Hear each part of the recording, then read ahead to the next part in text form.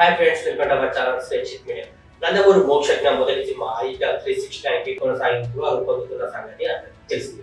Aditya triple max తోనే మోక్షజ్ఞ కథానాయకుడు పరిచయం పాల్గొన్నట్టు బాలయ్య ఇప్పటికే క్లారిటీ ఇచ్చారు.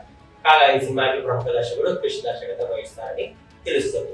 ఆల్రెడీ ఈ చిత్రానికి సంబంధించిన స్క్రిప్ట్ పనులు కూడా శరవేగంగా జరుగుతున్నాయి. ప్రస్తుతం ప్రీ ప్రొడక్షన్ పనులు శరవేగంగా జరుగుతున్నట్టు తెలుస్తుంది. ఇతర కాస్టింగ్ పై కూడా క్రిస్ ఫోకస్ చేసినట్టు సమాచారం. ఈ సినిమాలో బలమైన కాస్టింగ్ కూడా ఉంటుందట. అలాగే మోక్షజ్ఞ లుక్ టెస్ట్ కూడా చాలా స్టైలిష్ గా ఉంటుందని తెలుస్తుంది.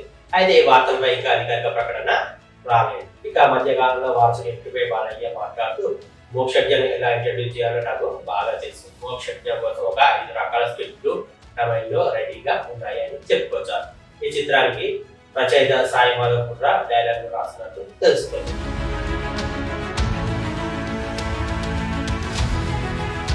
నందమూరి మోక్షజ్ఞ మొదటి సినిమా ఆదిత్య 369 కొనసాగింపుగా రూపొందుతున్న సంగతి అందరికీ తెలిసింది. ఆదిత్య త్రిబుల్ మ్యాక్స్ తోనే మోక్షజ్ఞ కథానాయకుడు పరిచయం పాల్గొన్నట్టు బాలయ్య ఇప్పటికే క్లారిటీ ఇచ్చారు. కాగా ఈ సినిమాకి ప్రముఖ దర్శకుడు కృష్ణ దర్శకత్వం వహిస్తారని తెలుస్తుంది.